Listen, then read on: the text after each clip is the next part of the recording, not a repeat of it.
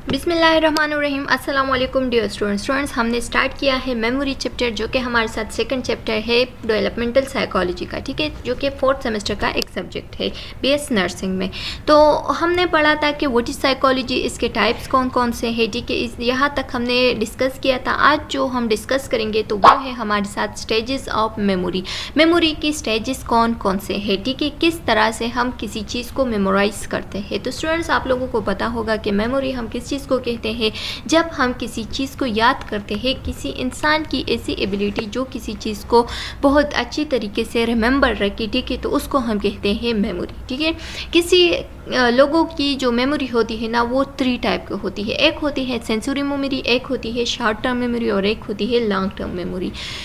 इंसान जो है ना, हर एक इंसान के दिमाग जो है ना वो डिफरेंट है एक दूसरे से। कोई ऐसा होता है जिसका आईक्यू लेवल जो है ना वो हाई होता है, वो चीज़ों को ज़्यादा रिमेंबर करता है। एक बार भी किसी चीज़ को देख ले तो वो जल्दी से उसको रिमेंबर करता है, उसको याद रखता है, ठीक है। कोई इंसान ऐसा होता है जो कि मतलब उसकी जो मेमोरी लेवल होता है ना वो थोड़ा कम होता है, वो एक चीज़ को ज़्यादातर मेमोराइज जल्दी नहीं कर सकता, ठीक है।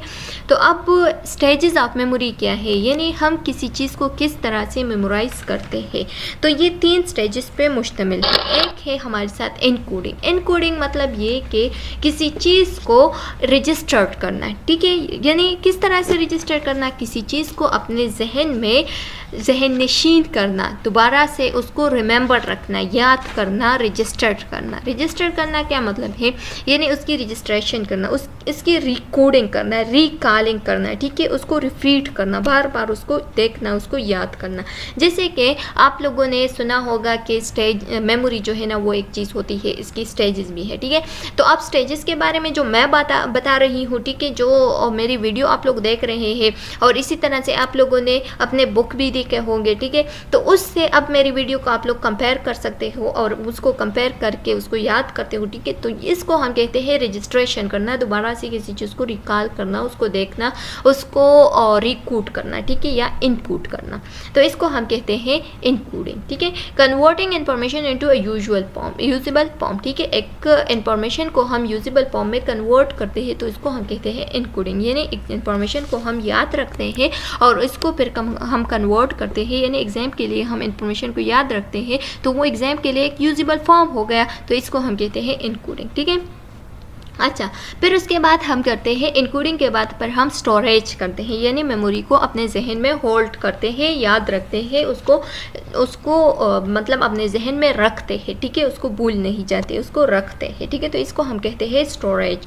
यानी यहाँ पे लिखा गया कि holding this information in memory, जब हम अपने मेमोरी में इंफॉर्मेशन जो है ना वो रखते, ठीक है, होल्ड करे, वहाँ पे उसको रखते, तो उसको हम क्या कहते हैं, स्टोरेज कहते हैं। जैसे कि आप लोगों के घरों में एक स्टोरेज रूम होता है ना, तो हम वहाँ पे चीज़ों को रखते हैं, जब भी उस चीज़ की ज़रूरत आते हैं तो हमें याद होता है कि वहाँ पे मैंने ये चीज़ रखा था, उसको निकाल के उस चीज़ की यूज़ करते हैं, ठीक है। तो इसी तरह से हम जहन में भी इंफॉर्मेशन को स्टोर करते हैं, जब भी उसकी ज़रूरत आती है तो उसको हम निकाल के क्या करते हैं, उसकी इस्तेमाल करते हैं, यूजेबल फॉर्म में कन्वर्ट करते हैं, ठीक है। और लास्ट फॉर्म होता है या स्टेज होता है मेमोरी का, तो वो होता है रिट्रीवल। रिट्रीवल मतलब कि taking memory out of the storage, के उस स्टोरेज से फिर हम क्या करते हैं, उस मेमोरीज को निकाल के किसी काम में यूज़ करते हैं, ठीक है, यानी उससे दोबारा उसे निकाल के और यूज करते हैं उस मेमोरीज को, ठीक है। तो ये हमारे साथ 3 स्टेप ऑफ दी मेमोरी आ गया।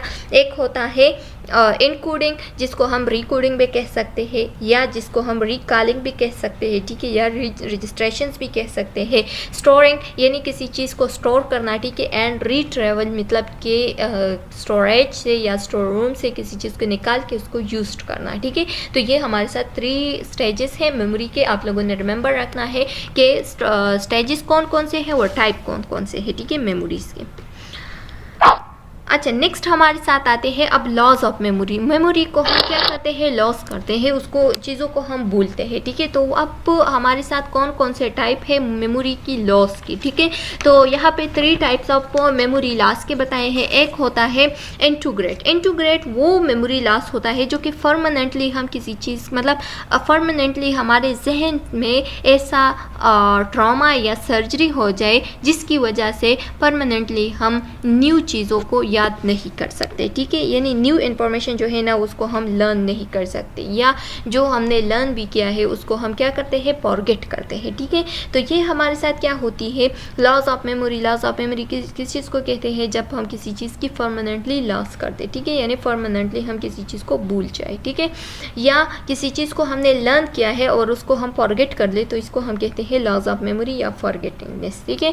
अब फर्स्ट वन टाइप क्या है कि एंटोग्रेट। एंटोग्रेट एमनीशिया। एमनीशिया किस चीज़ को कहते हैं, loss of memory is called amnesia, ठीक है। अच्छा, अब एंटोग्रेट एमनीशिया जो है ना वो किस चीज़ को कहते हैं, एक ऐसी एबिलिटी जो कि हमारे साथ हमारी ब्रेन की वो एबिलिटी न रह जाए कि वो न्यू चीज़ें जो कि हमने रिमेंबर करना है वो रिमेंबर करे, ठीक है। यानी न्यू मेमोरी को वो अब रिमेंबर नहीं कर सकती है, ठीक है। यानी explicit long term memory for event following, किसी ट्रॉमा या सर्जरी की वजह से, ब्रेन ट्रॉमा या सर्जरी की वजह से अब हमारी ब्रेन की ये एबिलिटी नहीं रही कि वो किसी न्यू फॉर्म ऑफ मेमोरी को क्या करे, लॉन्ग टर्म के लिए मेमोराइज कर दे, ठीक है। यानी हमारी जहन की एबिलिटी अब लॉस हो गई कि वो किसी न्यू चीज़ को रिमेंबर रखे, ठीक है, यानी न्यू चीज़ को रिमेंबर अब नहीं कर सकेगी, ठीक है। और इसमें क्या होता है कि permanently loss of ability of memory, किस चीज़ की मेमोरी, जो कि न्यू फॉर्म ऑफ मेमोरीज होती है वो उसको हम अब परमानेंटली लॉस कर दें हैं, अब उसको हम नहीं रिमेंबर कर सकते, ठीक है।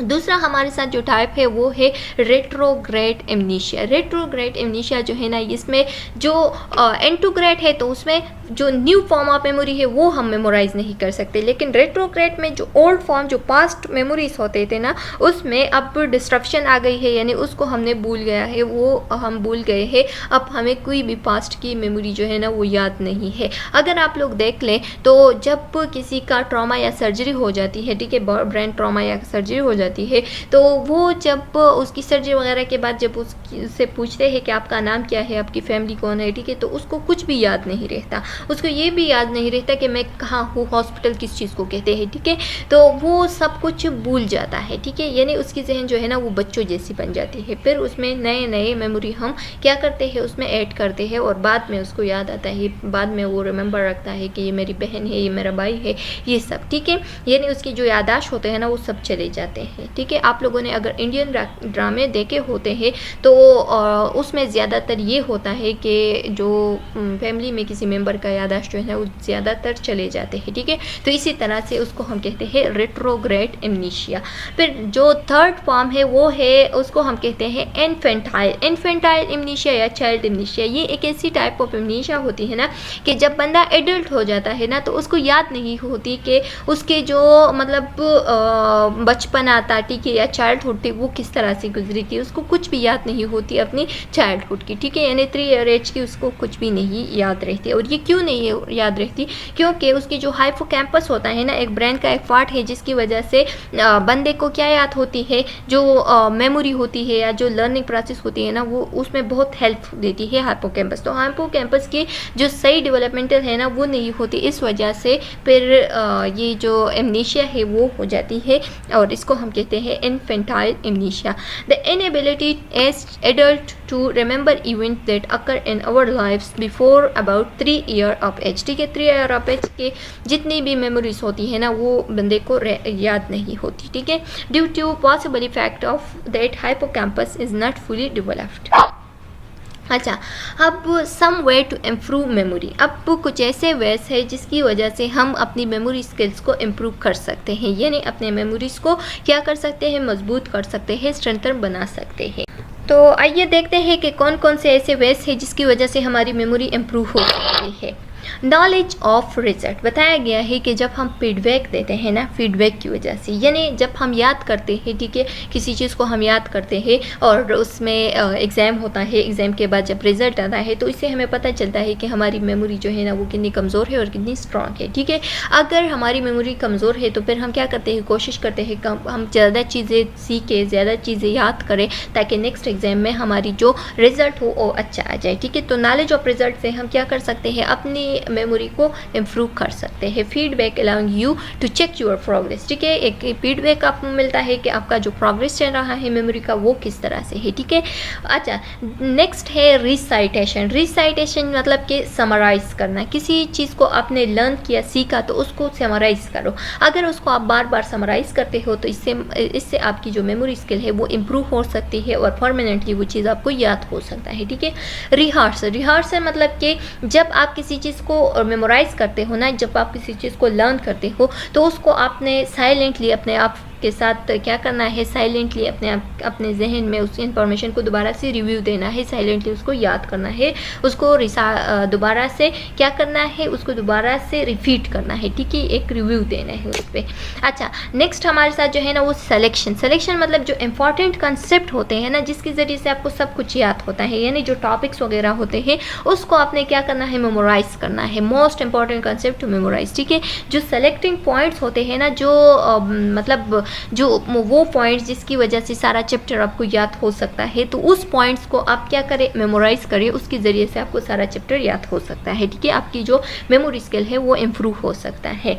नेक्स्ट हमारे साथ है ऑर्गेनाइजेशन का क्या मतलब है, organizing difficult items into chunks मतलब जिस तरह से हमने बताया कि हम चैप्टर में जो स्पेसिफिक जो मोस्ट इंपॉर्टेंट चीज़ें होते हैं ना, उसको हम क्या करते हैं, उसको हम मेमोराइज करते हैं, उसके ज़रिए से हमें सारा चैप्टर जो है ना वो याद होता है। तो जितनी भी डिफिकल्ट चीज़ें हैं ना और जितने भी डिफ़िकल्ट आइटम्स है, अगर आप किसी चैप्टर को स्टडी करते हैं, ठीक है, तो उसमें जितनी भी डिफ़िकल्ट टॉपिक्स है उसको पहले आप ऑर्गेनाइज करें, ठीक है, उसको पहले आप पहचानें कि इसमें क्या है, ठीक है, फिर उसको क्या करें, उसकी जो चंक्स होते हैं, जो डिफ़िकल्ट आइटम्स होते हैं, उसको रिमेंबर रखें, ठीक है। जब उसको रिमेंबर करते हैं तो उसको रीऑर्डरिंग करें, is a type of reordering करें, यानी रीऑर्डरिंग मतलब उसको दोबारा से रीड करें, ठीक है, ताकि आपको वो चीज़ रिमेंबर रहे।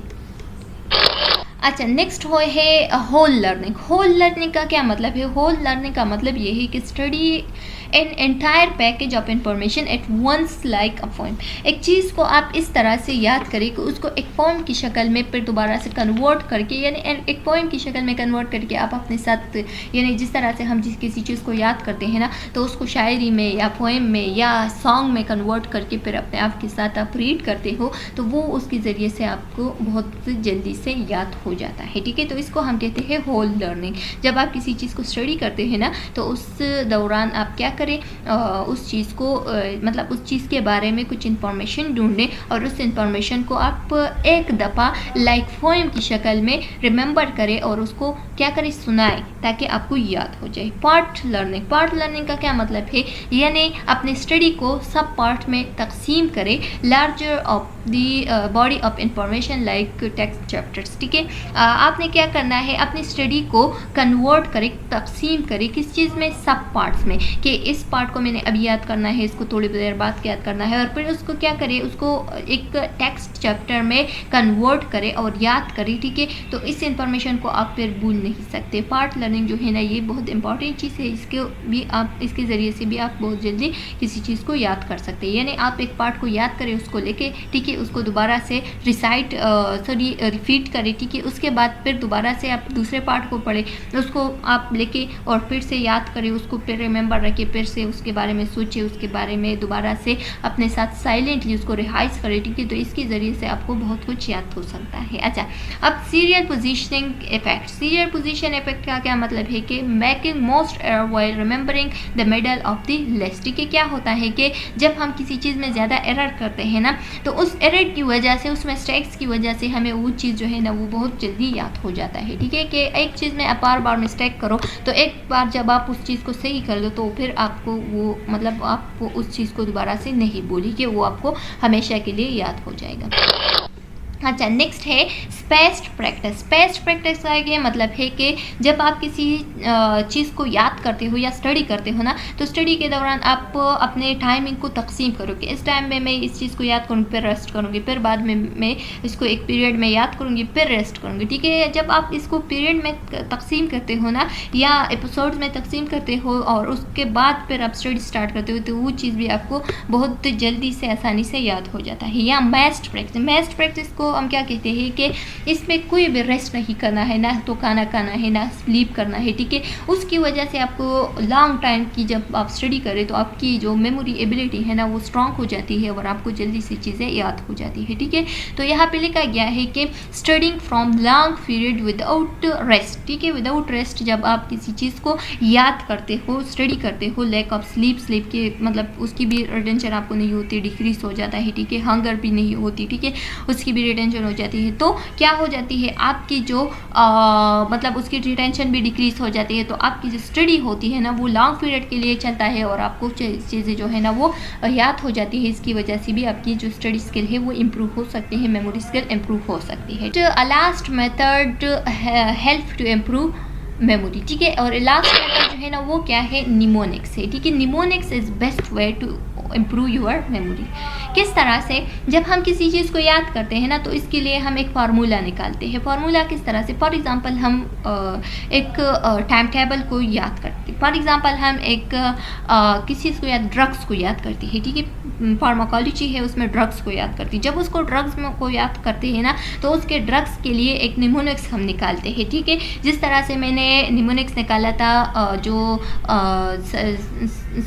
हमारे साथ फार्माकोलॉजी फर्स्ट था ना, उसमें थर्ड सेमेस्टर में जो फार्माकोलॉजी तो उसके कुछ ड्रग्स का मैंने भी आप लोगों के साथ निमोनिक शेयर किया था। तो इसी तरह से हम निमोनिक निकालते हैं, फार्मूले निकालते हैं और उस फार्मूले के ज़रिए से फिर क्या करते हैं, उस चीज़ को हम याद करते हैं, उस ट्रिक्स के ज़रिए से हम उस चीज़ को याद करते हैं तो वो फिर हम नहीं भूलते, ठीक है। या उसके लिए कुछ पिक्चर्स वगैरह का निमोनिक देते हैं, ठीक है। या क्या करते हैं, उसके लिए एक मीनिंगफुल निमोनिक देते हैं, या उसके लिए एक ऐसे इंफॉर्मेशन बनाते हैं जिसके साथ हम फेमिलियर हो, ठीक है। तो उसके साथ जब इसका निमोनिक हम बनाते हैं, जब फॉर्मूले बनाते हैं तो इसके ज़रिए से भी हमें हमारी जो मेमोरी स्किल है वो इम्प्रूव हो जाती है।